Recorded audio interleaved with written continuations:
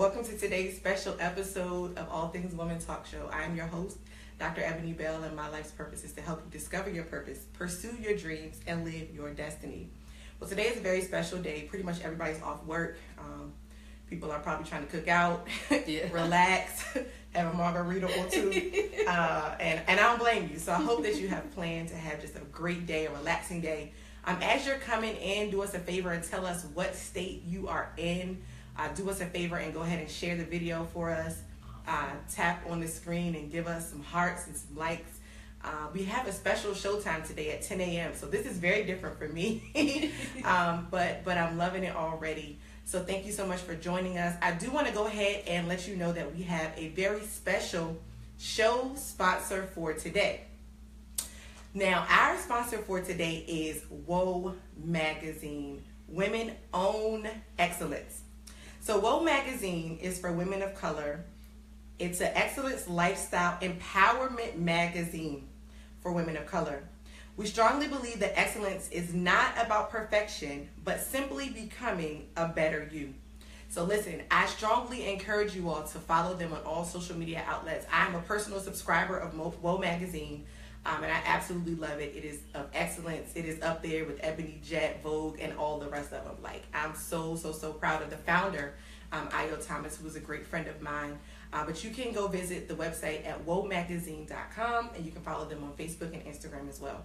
So listen, without further ado, I want to introduce my friend, my sister in Christ, and just a beautiful woman of God. Her name is Tonya Turner, and she's our special guest here today on All Things Women Talk Show.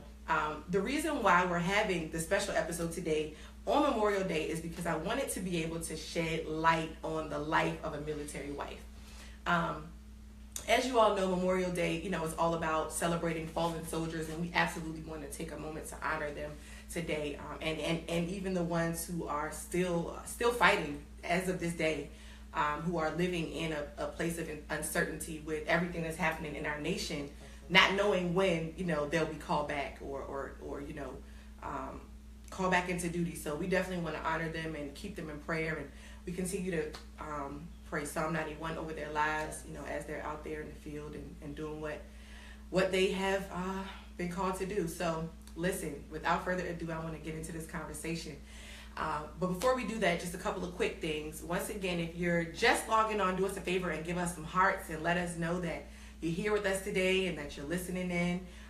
We're going to be encouraging women all over the world. That is our goal today. We want to be able to empower you and inspire you, no matter what it is that you're going through in your life, in your marriage, in your life as a woman. There's so much we can talk about. Right? Different conversation. But Tonya, welcome. I don't even know where to start. Like, since I met you, we clicked. And I couldn't think of anybody better to have on the show today to talk about being inside, the military wife life. So with that being said, I want to kick our conversation off by just telling us, first of all, how many years did you endure the military life?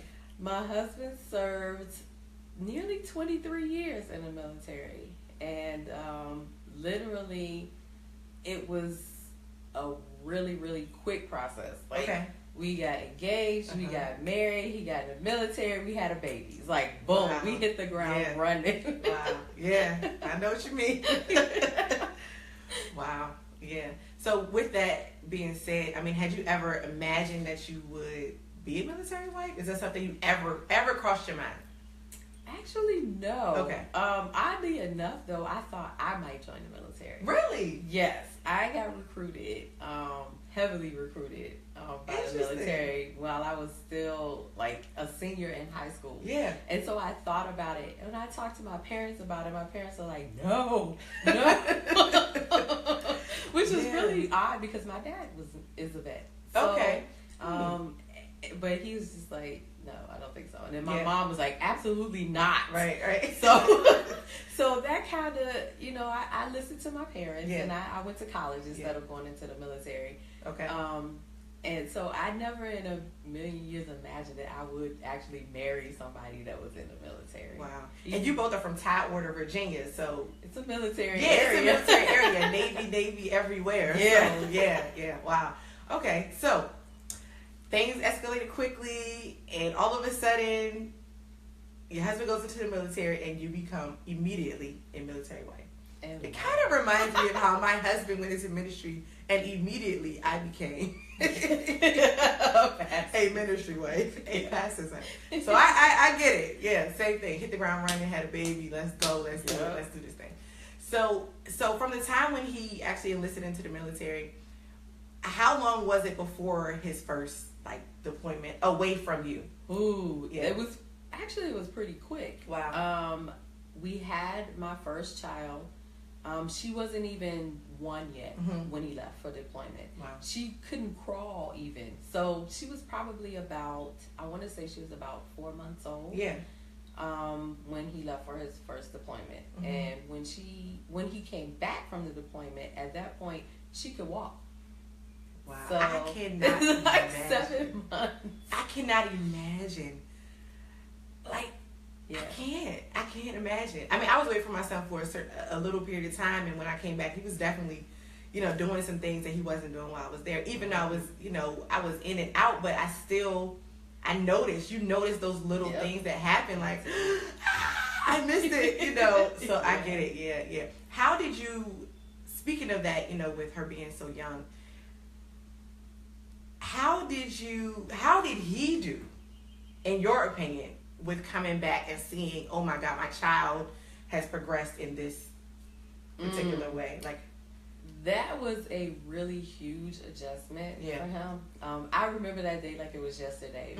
I drove to the airport to pick him up from his deployment, had the baby with me. And of course, at this time, things aren't as advanced then. They're not as advanced. They weren't as advanced then as they are now. Right. So we didn't have the luxury of being able to see each other while he was FaceTime. gone. We couldn't do any of that. It was letters and not even email then. They didn't allow us to email the ship then. So it was just letter writing. So and that time in between of you sending a letter and getting a letter back. And every once in a while getting a phone call, depending on where he was and if he could access a phone. And then for those of you who may be too young to remember cassette tapes, we used to make cassette tapes and send them back and forth. Record your voice on them. I remember that. Each other. Yes. So that's how long ago that was. Wow. But we went to pick him up from the airport. He shows up. I spot him right away. Yeah. Of course, I run to him, hug him. He's hugging us because I'm holding the baby at that point. Yeah. And he's looking at her. He's like, oh my gosh, she's gotten so big. She literally starts bawling. He is basically because he's a stranger to her. Oh my God. So she's never she hasn't had that experience yet where she's gotten to hear his voice regularly. Recognize and see his face along with it. So she's crying. She's upset. He wants to hold her and hug her, but she's not having it. So he was really devastated by that. Wow. And so it took a period of time for her to adjust to him now being back home and being a regular part of the home, waking up. Right. This is a new part of our routine because wow. Yeah. And so then of course after that, was there another deployment or when was the next child? Oh, there's always deployments. So, for Navy, for Navy wives, there's always deployments. What was the longest period of time after that he was home before he went back out? The longest period of time home, I want to say probably about 6 months. Wow, I thought you were gonna say years. No, months. Months.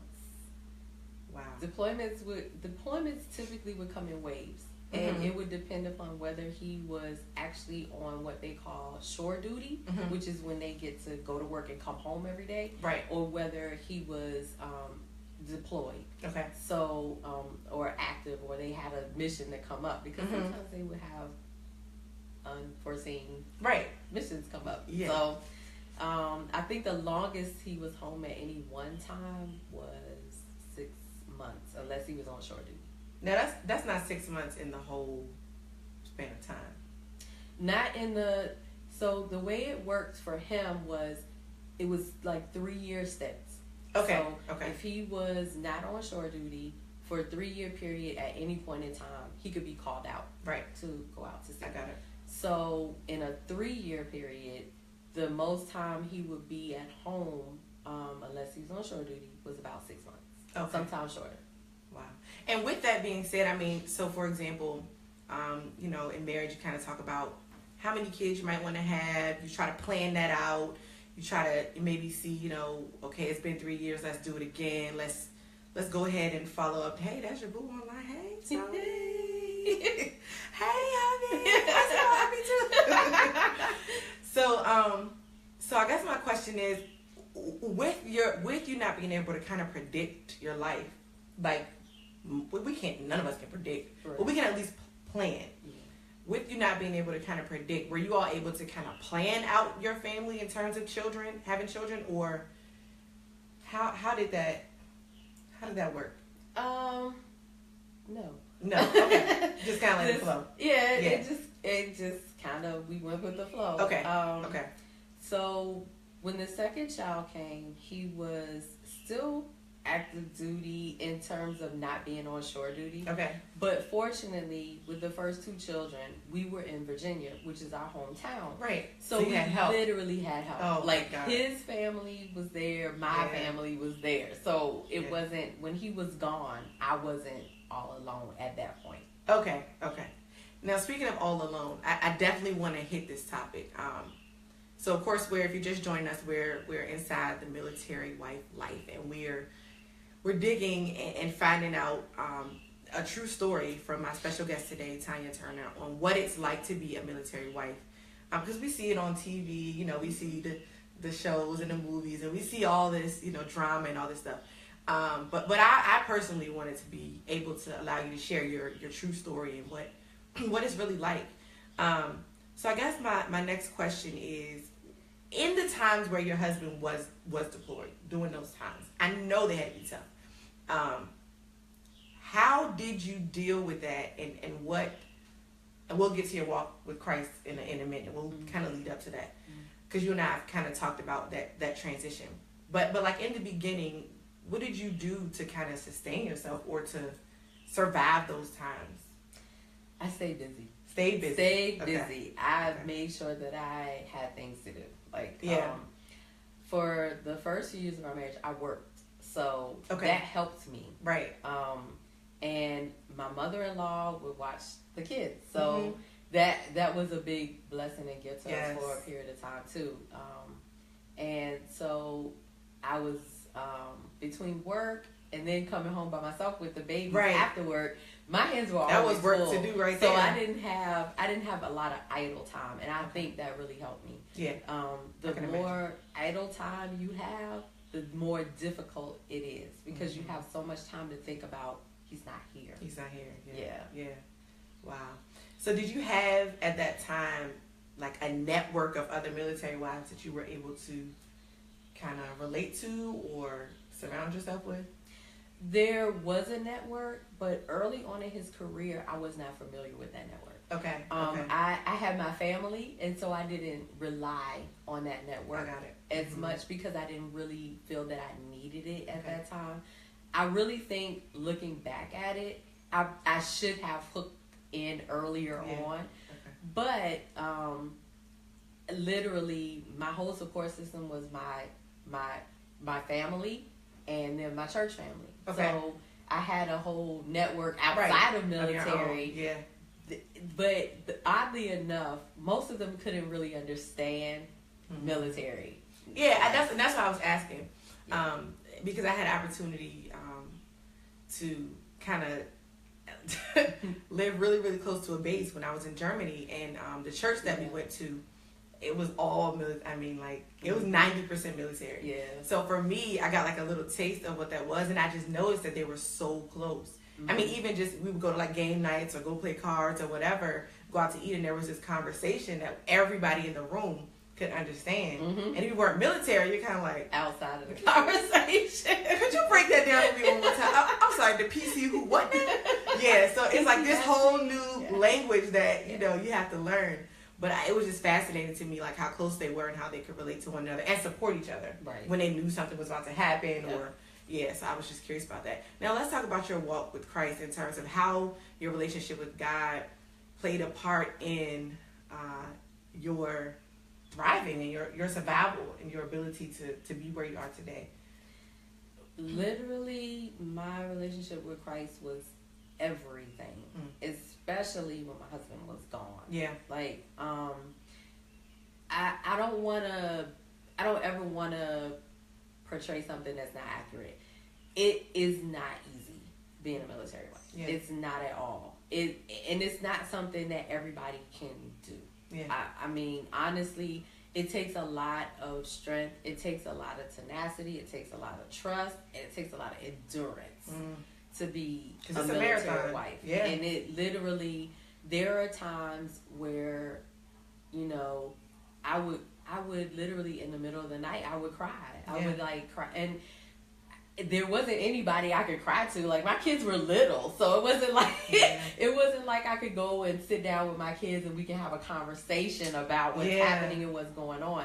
So I not only had to be strong for me, but I had to be strong for my children. Yeah. And if I honestly feel like if I did not have my relationship with Christ, I would not have been able to endure that. Wow. That, I mean, you know, when you have children that look up at you and go, "Mommy, I want my daddy," and you know, you're like, "I want your daddy too." Yeah. You know? Yeah. So it's like, it really was and not to sound like really cliche, but like in the midnight hours, like when I was by myself and, you know, my family was not around. Right. I can just call up my mom, my mother-in-law at 1:00 in the morning if I'm up and worried and upset about where he might be because I haven't heard from him in like 3 weeks and I'm not sure, if I will hear from him in the next week or there would next be few weeks days. where you didn't hear from him? Oh yes, absolutely. Because sometimes they go into places where they can't have communication. Okay. So you can't send things to them and they can't send things back to you. And so think about now how we have all this luxury with with electronic age. You had emails and everything was like instantaneous. No, you could send a letter. Y'all want a real military wife. You can send a letter. You might not get a letter back until the next month. Yeah, so y'all really had that experience. Oh. And I can't even imagine, like, years and years and years ago, you didn't even have telephone or... We could talk by phone, but it would be so few and far between that we could do that. Right. Because it would be dependent on scheduling thing, right? That, and it would also be dependent upon whether or not they were in a place where he could have phone access. Right, okay. So makes sense. Yeah. Wow. So speaking of your children, how did you have, once they got like a little older, how did you have those conversations with them? What would you say to them as far as why daddy's not around? Why he's not here? Well, the way I explained it to them was like, this is daddy's job. Mm-hmm. Like, daddy goes to work, and sometimes daddy has to stay gone a long time when he goes to work. So if they're toddlers, there's not really a lot you can say to help them understand the fact that, your dad's in the military. It's just a part of his life. You can't really break it down and explain it to them like that. You have to kind of keep it really simple. Like, sometimes when daddy goes to work, he doesn't get to come home for a little while. Mm-hmm. But we'll still see him. And so I tried to make sure that I had them participate in like making things to send him. Okay, right. Putting together boxes of little goodies and stuff. I made sure the kids had a chance to put things they wanted to put in there and send to their dad to make them all feel connected. Yeah. Wow. I so commend you. I really, really do. Now, how many, if you could count, how many different places did you all have to relocate to? Because I know, like, for example, my husband, he his father just retired after 39 years of pastoring, and he can tell you how many different houses he's lived in just because it was almost like deployment. Like every couple of whatever. Yep. Okay, here we're going to a new city. We're going to a new state. How many times do you remember you all having to move? How many times? Well, we left Virginia, our hometown. We moved to California. We lived 2 places in California. Okay. We lived in a little place called Lemon Grove, which was so cute. And then we lived in San Diego, which most people are very familiar with. So from there, we moved to Washington State. And we lived not too far from Seattle. So people are probably more familiar with that than they are from where we actually live, which is called Everett. And then we left Washington State and we moved to Hawaii. Beautiful place. Go back there to visit, not to live. To visit. God bless everyone in Hawaii. I love you and I miss you all, but I don't want to live there anymore. Really? Yeah. But I have a bunch of friends that went back there after military. I have a daughter that is there. Yeah, your daughter does. My oldest. Yeah. So when you gonna bring me down there?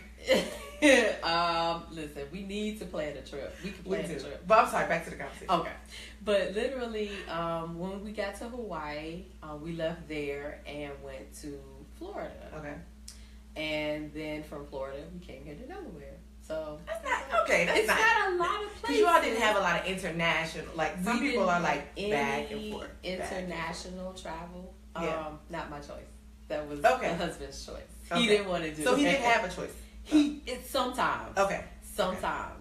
But as far as international, he was not a fan of us relocating or getting reassigned, or PCS as military people call it, to outside of the U.S. Yeah, I have a friend who went to Japan. We have friends that went to Japan.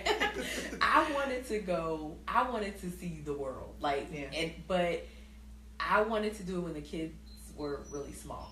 Because at that point, when your kids are really, really small, they don't have the kind of friendship connections that they make as they get older. Yeah, and so I felt like, well, they're, our first child and our second child are about 3 years apart, not quite. So at the ages they were when we first started to move, it would have been like a really good time for us to do international if we were going to do it, because they weren't locked into going to school and they didn't have all their friendships and all that stuff that they would have to separate from. And I like the opportunity to expose them to other cultures. But y'all still get to do that. Yeah, we didn't do that, but I did like that we got to move, and I got really used to moving around. We moved about every 4 years. And you were just used, that was just part of your life. It was just part of my life. It got close. It's amazing how things just become a part of your life. But for outsiders, it might look, astronomical or crazy. But for you, it's just a part of what you do and part of your lifestyle. So have you seen the kids' relationship? Well, they're adults now, most of them. But how has their relationship with your husband grown over the years? Because I know that there's probably a lot of transition there with him kind of in and out and in and out. And then as children get older, we kind of crave a little bit more of that relationship, or start to realize, wait a minute, my relationship wasn't like my other friends with his dad, or, you don't, and I mean, you don't remember that, or you don't figure that out until you get older. Probably like teenage years, you start wondering like, wait a minute, something's different here. Yeah. So could you speak on that a little bit? The dynamic was very different for our kids for different reasons. The 2 oldest, they are girls, and my girls were daddy girls. So every time he would leave and come back, they were very clingy to him. They didn't want to let him out of their sight. So it upset him upset them every time he had to leave again. Yeah. So now my son was different because he was born later. There's a huge gap between my son and my oldest. Right. And even the middle. So Dad was home a lot more with my son. Was he retired by? No. Retired by then? Okay. No. But just home more. Yeah, he was home a lot more. And so the girls saw less of their dad in their earlier stages. My son saw more of him. Okay. So it was different for the girls. And they literally, as they got started to get a little older, they would say things to him like, I don't like your job. I wish you didn't have that job. Mm-hmm. And then we kind of had to explain to them, you know, what he does and how important it is. Right. And, you know, and they're like, well, they're like, well, yeah, all right, but okay. Yeah. I'm still with my daddy. Yeah. Yes, every girl wants her dad. Every girl wants her dad. Point blank, period. Yeah. Wow. So, and as we kind of wrap it up here, I do want you to talk about marriage. You know, marriage as a military wife. Raising the kids is one thing. Moving around is one thing. Church family and, you know, networks, all that stuff is great. But at the end of the day, we can both attest marriage in general. But listen, marriage is work. Amen. It is work. It is work. It is beautiful, but it is work.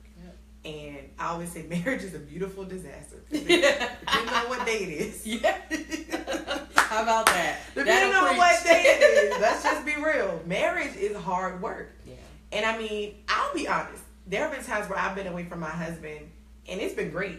And I honestly, I needed that time. Yeah. Like, I needed those moments to think and gather myself. And that's what kind of leads me up to our next kind of conversation, which is, you know, honestly, after you have sacrificed, because being a military wife, just like being a pastor's wife or just being a wife in general, you sacrifice. Yeah. You understand that you are the first line of defense for your husband and your family. Yeah. You know what I mean? You're the one on your knees. Not saying that they're not, but like we have just a different level of responsibility to be watchful over our households and watchful over our marriages and watchful over our husbands and kids. Yeah. And it's just, we have this responsibility. And like I said, I commend you so much because like I see your prayer life now, and I mean, I know you as a person. So how did that develop though? Like, was there ever a point where you said, I've got to strengthen my relationship with God in order to get through this thing? Like, I need a new level of you, God. To, you know what I mean? Like, go there. Yeah. When did that happen? How did that happen? Absolutely. It was almost synonymous with his very first deployment. The first deployment he had, I knew at that point that I had to have my relationship with God just solidified. Okay. Like, that was early. Yes. Which is good. Yes, because you were how old? When I got married, I was still 20. You were 20 years old. Yes. So by the time we had our first child, I was still 20. I didn't turn 21 until December, so like the end of that year. Yeah. So I was a very young wife and mother, and I had no clue as to what it was to even live outside of my parents' home. Wow. Like, we literally transitioned from being engaged and being in our parents' homes to getting married and living in our own space and having a baby months later. So everything was a huge adjustment for me. So I literally had to lay on my face before God and just be like, God, you gotta help me, because I don't know. He's gone. I'm doing this, like, even though my parents were around, your parents can't be there for you every single second of the day. Right. Nobody can. Yeah. And then there are just certain things that your parents can't understand about a military relationship unless they've been in one. Right. Right. So they just understand from the standpoint of, oh, you must be lonely. Like, I understand your husband is gone. But it's not just a lonely, like, oh, he's not here with me. It's literally like, I have to do this by myself. And I don't just have to look out for me. I have to look out now for my kids, my baby, so everything falls on my shoulders. And I don't want him to have to think or worry about what is going wrong at home, what could possibly happen at home. He has to have his focus on where he is and what he's doing. So I literally have to be in a position where I can be strong enough to say, okay, I got home. You focus on what you're doing, so you get back here. So you can get back here safe to us. That's some incredible teamwork. I definitely want to point that out. Yeah. Because it's like you had to hold this front down while he's holding that front down. Yeah. At the same time. Yep. And like you said, trust in the beginning, a huge factor, because he had to trust Yeah. He has to trust that you're. And imagine just I would love to interview him one day. Oh God, Tony. Oh, I'm not going there. I'm not going there. But I can imagine as a man and as a husband, like how he felt, just kind of wondering and Yeah. I mean, when my kids leave the house, I feel like I pray the whole time. I'm like, I don't want anything crazy to happen to them. Yep. No accidents. No. Yep. Just constantly this. I'm not right there with them, so I need to make sure I'm praying and yeah. So I really can't imagine what it would mean to be thousands of miles away or out on the water, on a ship, Yeah. Wow. There's no let me drive home and just check in real quick. Right. Now, as we close up this amazing conversation, what has been the worst and what has been the best, if you could sum it up, of being a military wife? I would have to say, I'm going to start with the worst and end with the best. Sounds I great. would have to say the worst is just uncertainty. Okay. When you're a military spouse, some deployments that your spouse may go on, they're not dangerous. They're just routine. Right. Then there are sometimes your spouse is deployed into an area where there is danger. They know that they're going into a danger zone. Do you normally know that? Sometimes I do and sometimes I don't. Okay. So for me, the worst is those times where they go out and you don't know exactly where they're going.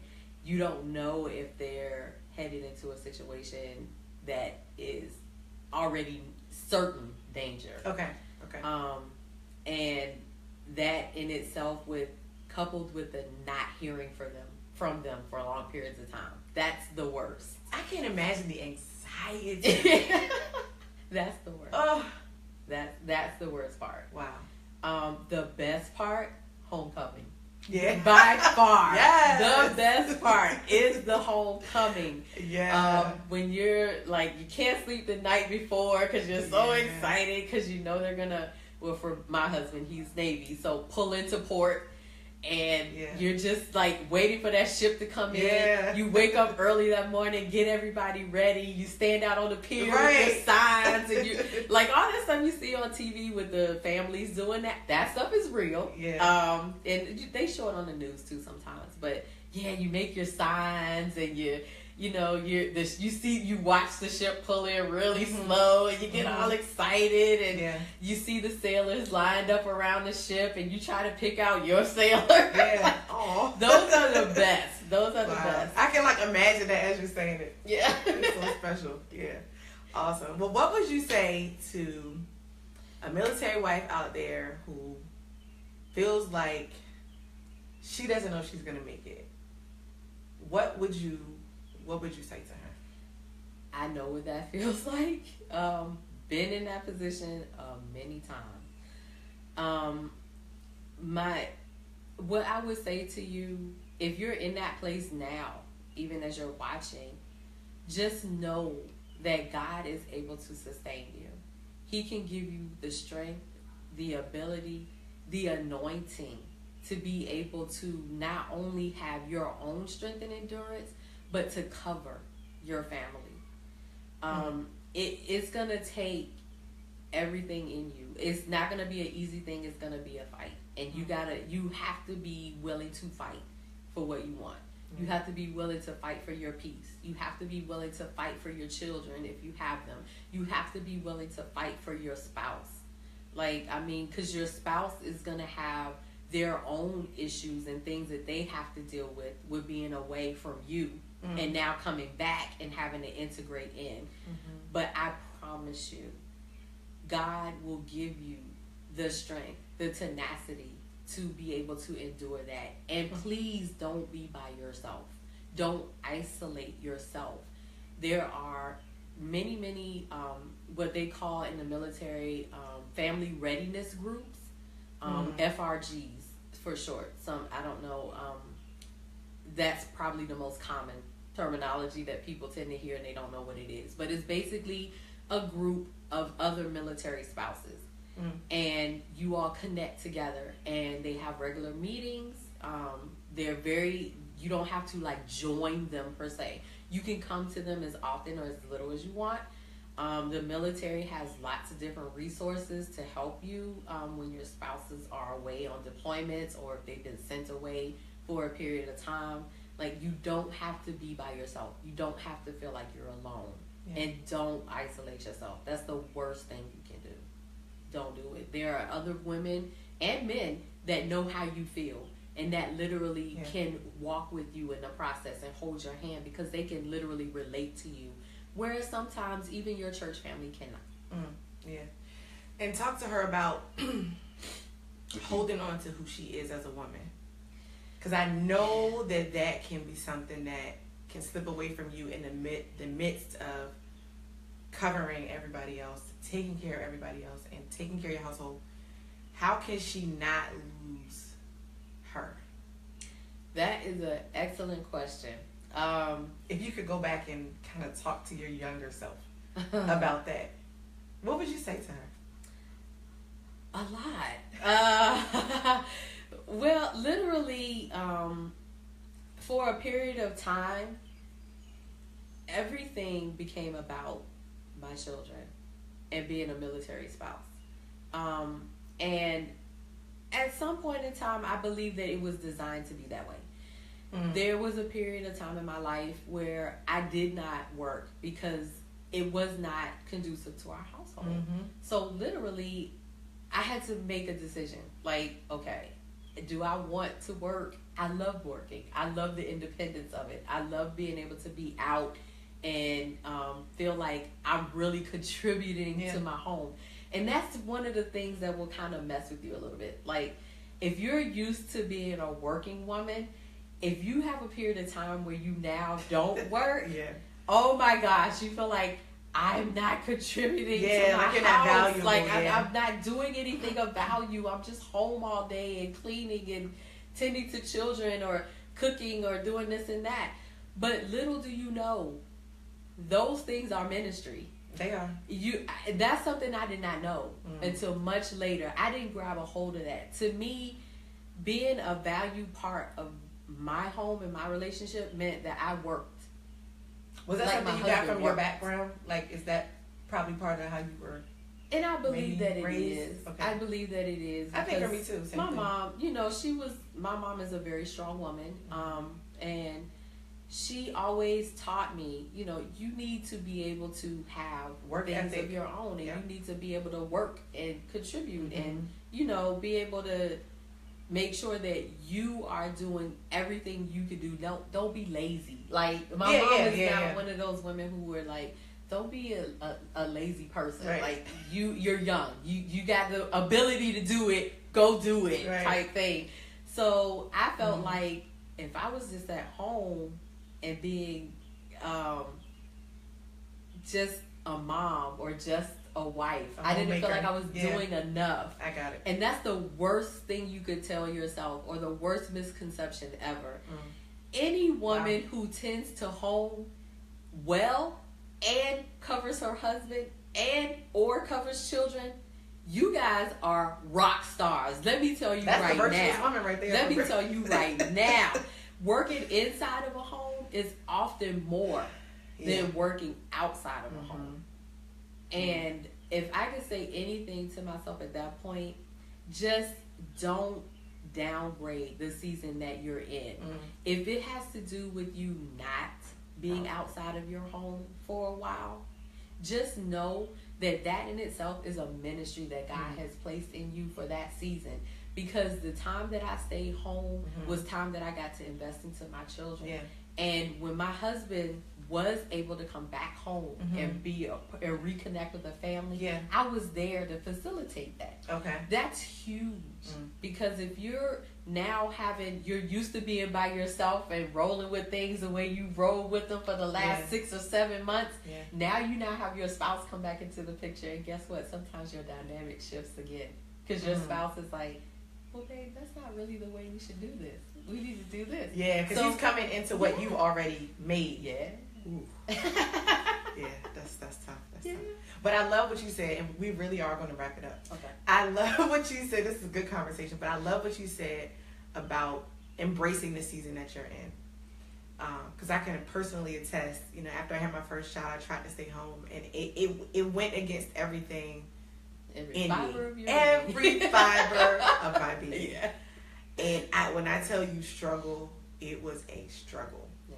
But just like you said, it was for a season. Mm-hmm. It was for a time, and that season may come again. Mm-hmm. So I leave us all with that, you know, as wives and as women who will be wives one day. As anyone who's watching, embracing where we are is one of the most beautiful things we can do, because if not, those moments will just be lost. Yeah. And you'll be trying to get them back wondering what happened, mm-hmm. when the whole time God is like, I just need you to do this thing at this moment, mm-hmm. in time. Yeah. Because I'm doing something in you that's preparing you for the next season. Yeah. So absolutely. This has been our special episode of All Things Women Talk Show. Thank you, Tonya, so much for opening up with us and being able to share what it's really like. And again, we want to definitely honor every family, military family out there today. Absolutely. As we celebrate Memorial Day. And again, a special thanks to our show sponsor, Whoa Magazine. Visit them at whoamagazine.com. We love you guys, and I will see you next Monday for the season finale. Happy Memorial Day. Show us some heart, show us some love. Listen, if you haven't done so, please like and share the video, and make sure you get it out to someone. Look, copy and paste it, email it, text it out to another military wife so that she can be encouraged, and to know that, you know, God is with her and His grace is more than sufficient. Amen. I love you guys. We love you, and we hope that you have a great Memorial Day. Bye. Go ahead and get you some cookout food. Yes.